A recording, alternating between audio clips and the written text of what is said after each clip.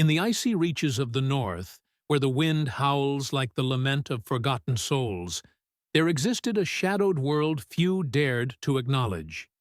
Here, in the hidden corners of remote villages, the Norse Shamans held sway, wielding powers that blurred the line between the sacred and the profane. The Seeresses, isolated from the warmth of hearths and the laughter of kin, were the vessels of mysteries too dangerous for ordinary men to confront. These women, chosen or cursed by fate, were drawn into the labyrinth of ritual and secrecy, their lives a fragile thread between divinity and despair. To observe their suffering from afar was to glimpse the cost of forbidden knowledge, a truth wrapped in layers of fear, reverence, and cruelty. The shaman's influence was omnipresent yet invisible, guiding destinies with hands that caressed and crushed in equal measure. Isolation was not merely a matter of geography. It was a crucible designed to unmoor the mind.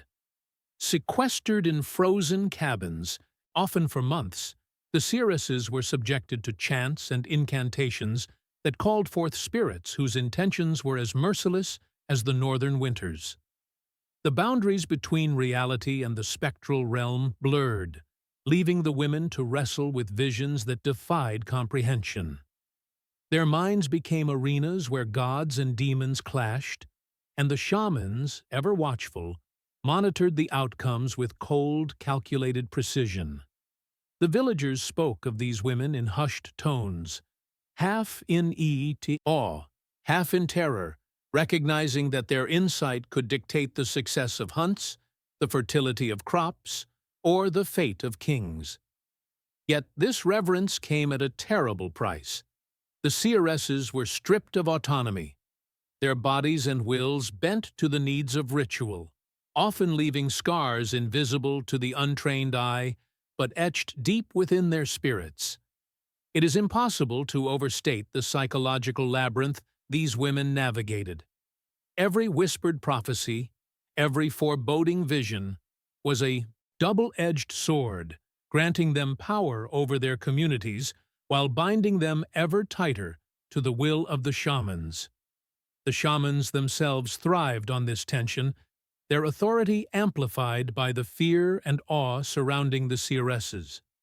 Every ritual, every trance, every sacrificial act was a dance on the knife's edge between enlightenment and obliteration.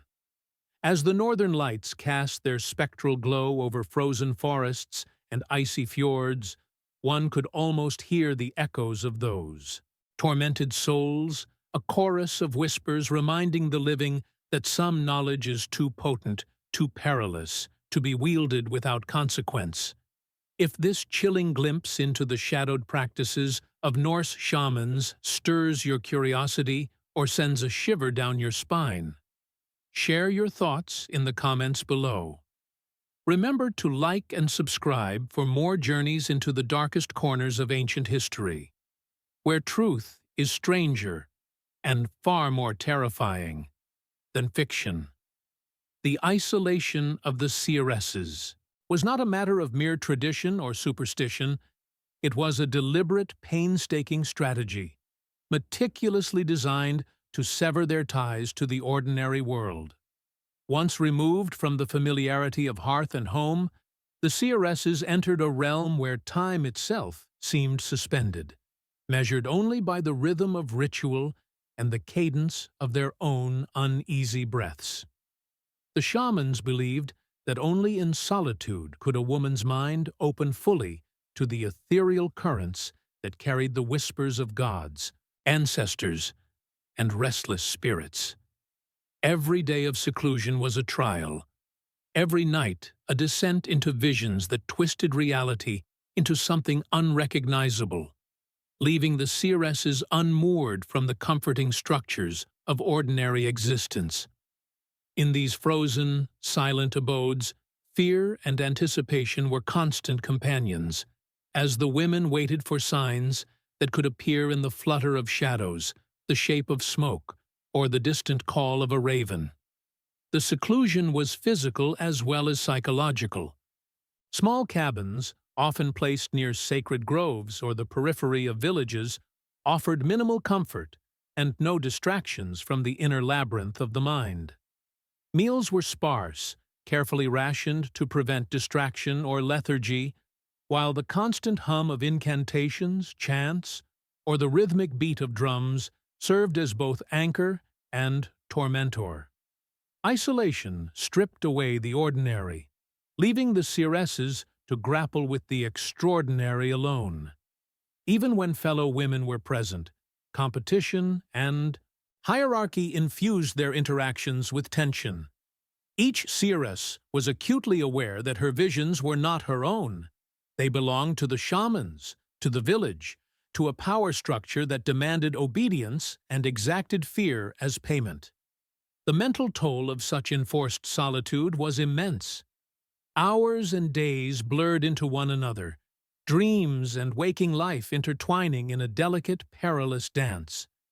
The seeresses experienced hallucinations that seemed more vivid than reality, encounters with entities that spoke in tongues older than memory, and insights that illuminated future calamities with unbearable clarity. To witness these visions was to shoulder a burden the mind was not meant to bear, and yet they had no recourse. Their suffering became a commodity, a source of authority for the shamans, who monitored, guided, and sometimes manipulated the women's perceptions to serve the needs of prophecy or control. It was in this crucible of isolation that the true cost of being a seeress emerged. Freedom stripped away, the mind stretched to its limits, and the soul pressed against the invisible yet relentless hand of power. Their solitude, a torment wrapped in sanctity, was the first step in a process that would see them transformed into instruments of influence, feared and revered alike. The rituals through which the seeresses communicated with the gods were not mere ceremonies. They were labyrinthine journeys into the unseen, fraught with peril and guided by the precise hands of the shamans. Every movement, every chant, every inhalation of pungent smoke served a purpose, designed to strip the mind of ordinary perception and open it to the currents of the divine.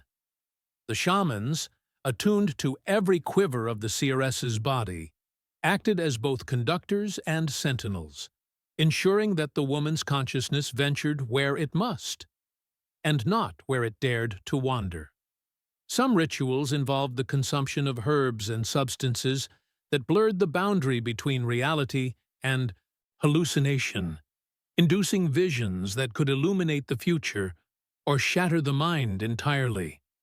Others demanded hours, even days, of silent vigil, eyes fixed on the flicker of flame or the patterns of ice and snow, as spirits were called forth from realms beyond comprehension. These practices were inherently dangerous. A misstep, a whispered word in the wrong tone, a hesitation in the ritual's rhythm, could unleash forces that the seeress could not control, leaving her trapped between worlds, her body and mind ravaged by the encounter. Shamans were aware of the stakes. They watched, corrected, and sometimes intervened, their guidance a thin line between the miraculous and the catastrophic. The women, though revered for their insight, were acutely aware of their fragility, each trance a gamble with powers that cared nothing for human frailty. The power of these rituals lay not only in the connection to gods, but in the transformation of the seeress herself. Time and again, witnesses recounted the otherworldly intensity in a woman's eyes after a session, a gaze that carried the weight of knowledge that no mortal mind was meant to bear. Villagers whispered that to look upon a seeress freshly returned from the sacred ritual was to glimpse eternity itself, and yet also to feel the undercurrent of terror that ran through her veins.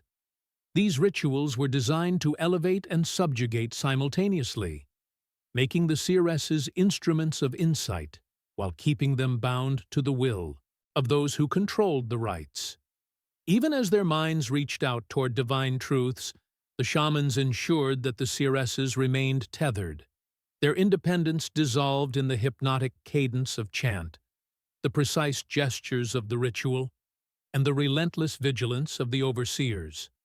Every invocation of the gods, every communion with spirits, was carefully curated to maximize knowledge while preserving the authority of the shamans.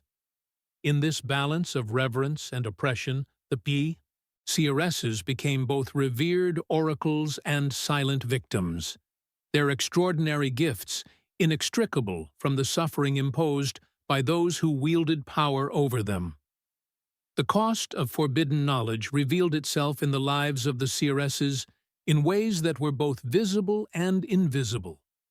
Their bodies bore the subtle marks of ritual, the slight scars from ceremonial implements, the lingering stains of sacred oils, the physical exhaustion that came from long nights of vigil and trance. But the deeper wounds were of the mind and spirit. Hours spent in isolation, eyes fixed upon flickering shadows or dancing flames, had a cumulative effect. Hallucinations blended with memory, visions of gods and monsters intertwined, and the line between prophecy and paranoia eroded. The seeresses were not simply practitioners of sacred arts, they were enduring experiments of the human psyche, tested at the limits of endurance, their suffering a quiet, relentless currency in a society that both revered and exploited them. The shamans, masters of these rituals, knew precisely how far to push their charges. They were architects of fear, understanding that terror was a tool as effective as any herb or chant. By controlling every element, the pace of ritual, the temperature of the chamber, the cadence of incantation, they maintained absolute dominance over the women's perception of reality.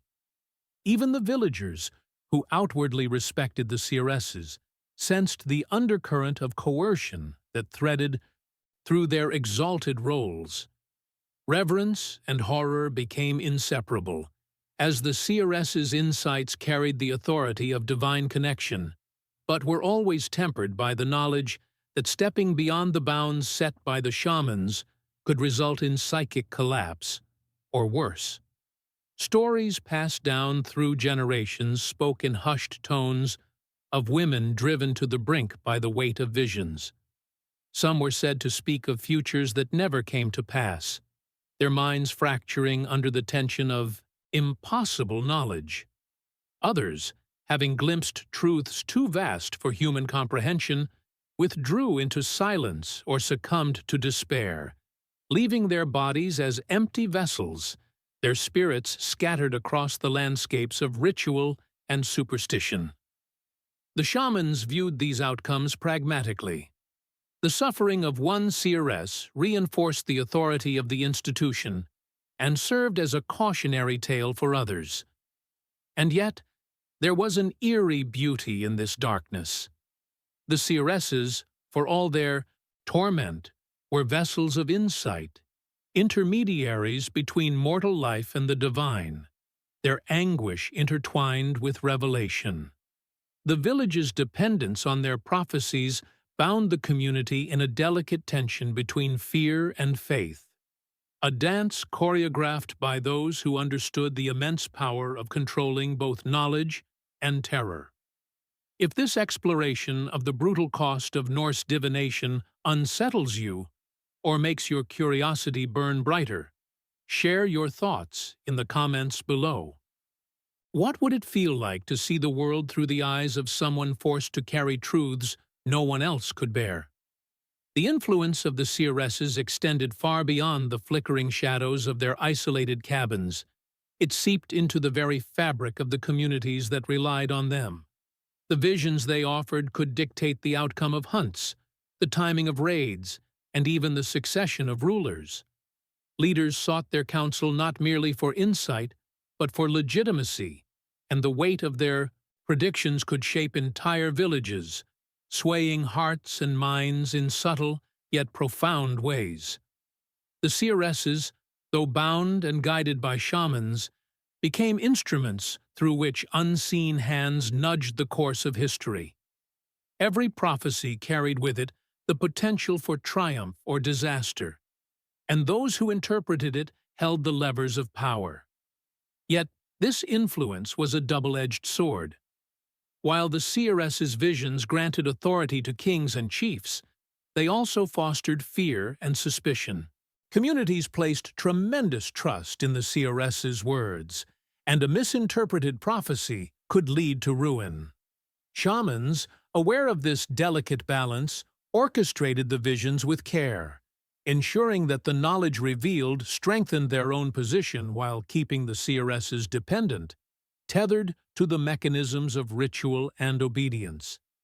Even seemingly benign guidance, a warning of a harsh winter, a prediction of disease, was a means to assert control over both seeress and village, cementing a hierarchy where knowledge and authority were inseparable. The villagers, caught in this web, oscillated between reverence and dread. They honored the seeresses, offering gifts and performing minor rituals to maintain favor, yet they feared the unseen consequences of disobedience or doubt. The line between devotion and terror was thin, and the seeresses, despite their suffering, were the axis around which this fragile equilibrium turned. Their isolation, their trials, and their mystical experiences all fed into a cycle where influence was inseparable from oppression, and insight was inseparable from fear. This invisible power, woven into daily life, politics, and survival, was one of the most potent weapons wielded by the shamans. By controlling the channel through which divine wisdom flowed, they shaped the moral, spiritual, and political reality of entire regions. The seeresses' suffering, their trials, and their visions were never private matters. They were the currency of authority, exchanged between those who could wield them and those who could only submit. In this way, the Norse seeresses were not just intermediaries of the divine. They were linchpins of societal control, their extraordinary gifts inseparable from the oppression that produced them. The role of fear in the orchestration of power cannot be overstated. The shamans, guardians of the mystical threshold between mortal life and the divine, understood that authority depended as much on intimidation as it did on revelation. By controlling the seeresses, they controlled both knowledge and terror. Every ritual, every trance, was a calculated exercise in psychological dominance. Isolation, deprivation, and spiritual pressure ensured that the women remained dependent on their overseers, and that the villagers, aware of the precariousness of the seeresses' condition, respected the boundaries imposed by those who wielded hidden authority. Fear became a medium as potent as any herb, charm or incantation, weaving itself into the social and spiritual fabric of the North. The shaman's influence over the seeresses was subtle, yet absolute. Even minor deviations in ritual conduct could be met with correction that was simultaneously instructional and punitive, ensuring the women's obedience. In this controlled environment, every vision gained weight. Every prophecy became a testament not only to the seeresses' insight, but also to the shaman's mastery. Villagers, watching from the periphery, witnessed the seeresses' suffering without understanding its full depth, interpreting their agony as proof of divine communion. This perception strengthened the shaman's hold over both the spiritual and the temporal realms.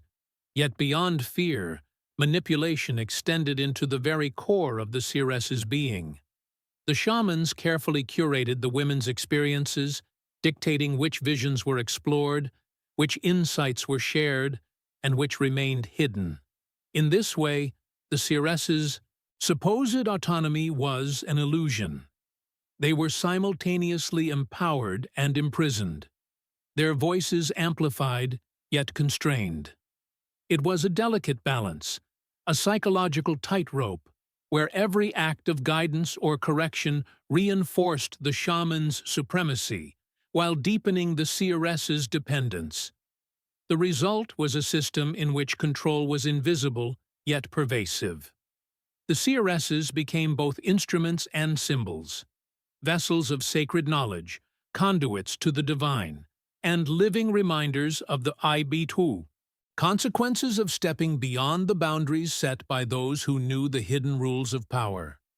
The people revered them, feared them, and ultimately were bound by the unseen strings of authority manipulated by the shamans.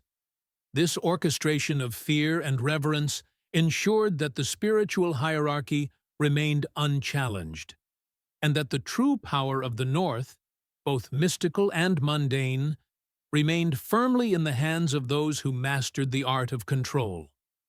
Throughout history, whispers of horror have clung to the stories of seeresses and the shamans who governed them.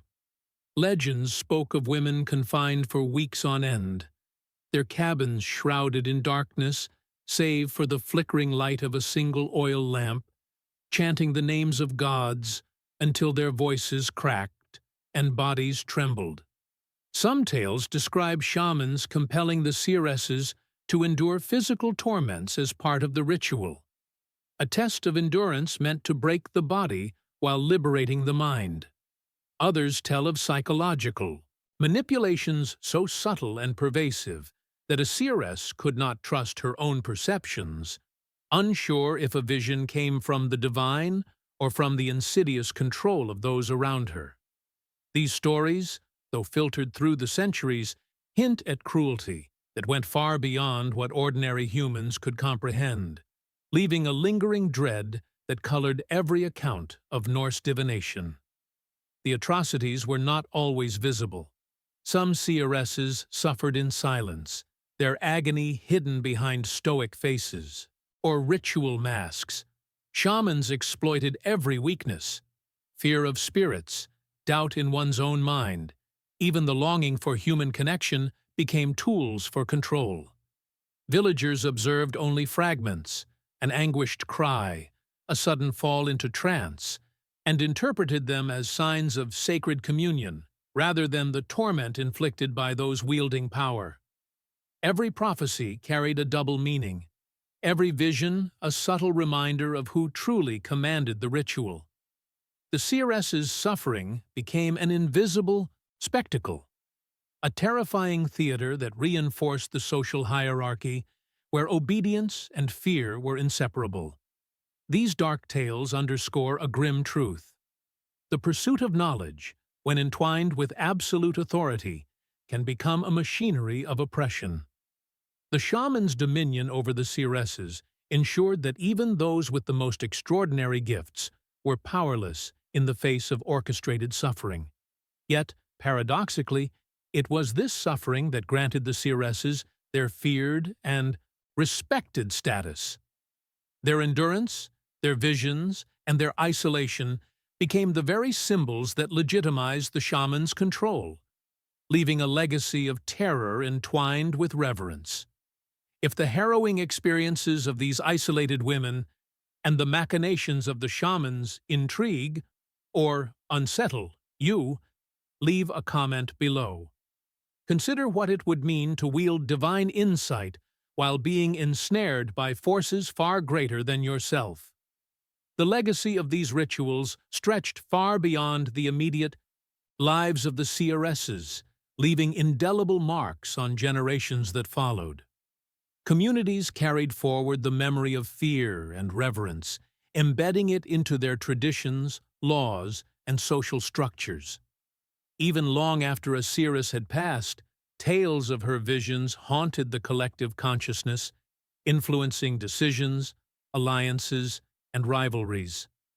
These practices, though shrouded in secrecy and obscured by time, left a psychological imprint that shaped the culture of the North, teaching that Knowledge could be both a blessing and a curse, and that power often demanded suffering as its currency.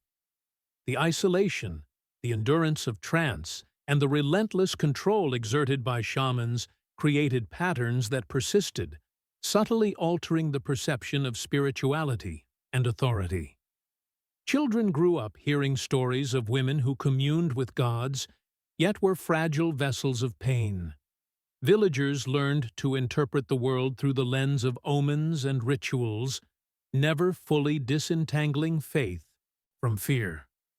The Seeresses' experiences became templates, influencing how future generations understood what it meant to possess insight, and how dangerously such insight could be exploited. In some cases, descendants of these women were trained in the arts of prophecy, yet the lessons passed down were not of divine wisdom alone. They included cautionary tales, strategies of endurance, and the knowledge that isolation and manipulation were inseparable from spiritual power. The cycle of reverence and suffering thus perpetuated itself, embedding control into the very fabric of spiritual practice.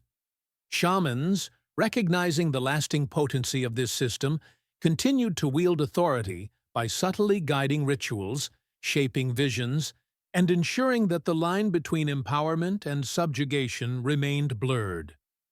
Even as centuries passed, the echoes of these dark practices remained in folklore, in the lingering fear of isolation, and in the respect for knowledge that demanded obedience. The legacy of the Seeresses is a reminder that power, even when cloaked in divinity, often carries with it the shadows of oppression, and that the human cost of insight can be as profound as its benefits. Their lives, sacrifices, and enduring influence continue to reverberate, a testament to the ways in which fear and reverence can entwine to shape both individuals and societies alike. The practices of the Norse Seeresses were not entirely unique when compared to other ancient civilizations, though their particular combination of isolation, trance, and shamanic oversight revealed a striking pattern of control and fear. In cultures as diverse as the ancient Celts, Egyptians, and Mesopotamians, priestesses and oracles were often sequestered, trained in esoteric rituals, and subjected to strict oversight to maintain their connection with the divine.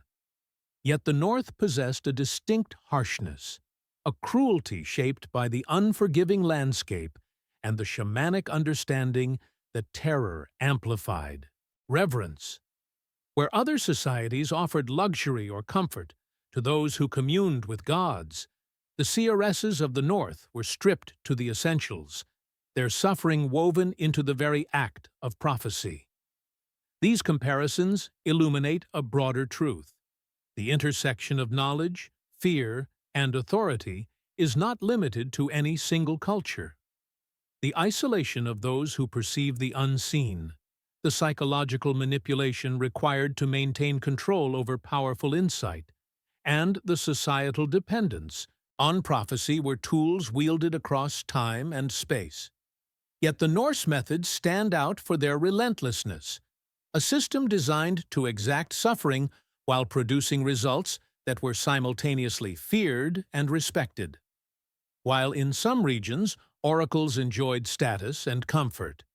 In the North, status came inseparably bound with pain, obedience, and psychological endurance. The broader lesson is clear. Human societies have long recognized that those who touch the divine, or claim to, hold immense influence. Yet with that influence comes the temptation for others to control, manipulate, and exploit. The Norse shamans, in their icy dominion, refined these techniques into a precise and brutal craft. Their management of Seeresses, blending reverence with terror, demonstrates the fragile balance between power and suffering, and the ways in which fear can be harnessed to enforce societal structures. By examining these patterns, we gain insight not only into the North, but into the universal, human impulse to regulate what is dangerous mysterious, or incomprehensible. The story of the Seeresses is not merely an isolated chapter in history. It is a reflection of the recurring dynamics between knowledge and power, and a cautionary tale of the costs exacted when control eclipses compassion. In the end, the shadow cast by the Seeresses and the shamans who controlled them stretches far beyond the frozen forests and isolated cabins of ancient Norway. Their lives, intertwined with suffering, power, and forbidden knowledge, serve as a haunting reminder that insight often comes at a price too steep for ordinary humans to bear. The Seeresses were more than intermediaries with the divine. They were instruments in a carefully orchestrated hierarchy where obedience, endurance, and terror were inseparable from authority. Each vision they produced, every prophecy uttered, was the result of a complex interplay of ritual, manipulation, and psychological mastery. These women bore the full weight of the mystical and the mundane, their isolation both a crucible of insight and a prison of unrelenting torment. The shaman's control over the Seeresses was absolute, yet delicate. One misstep in ritual or vision could unravel the intricate web of power, leaving both the seeress and the community vulnerable. Yet through this orchestrated suffering, the Seeresses attained an influence unparalleled among mortals. Villages relied upon their foresight, kings consulted their predictions, and their very existence reminded all who witnessed it of the thin line between fear and reverence. It was a system in which every act of endurance, every sacrificial ritual, and every moment of torment reinforced a hierarchy that elevated both the seeress and her overseer, binding them in a dance of power, pain, and awe. As the northern winds howl over frozen fjords and ancient trees, the echoes of these practices linger, whispering through history. The lessons of these women extend beyond the realm of Norse spirituality. They illuminate the ways in which knowledge can be weaponized, authority can be enforced, and fear can be used to maintain control. To witness the story of the Seeresses is to confront the uncomfortable truth that the pursuit of divine insight often exacts a toll invisible to those who benefit from it, and that the line between veneration and exploitation can be perilously thin. If the chilling journeys of these Seeresses fascinated or unsettled you, subscribe to continue exploring the darkest corners of ancient history. Leave your thoughts in the comments, and be ready to watch the next video where the shadows of the past grow even deeper. Their story may have ended centuries ago, but the echoes of their suffering and power continue to teach, terrify, and mesmerize.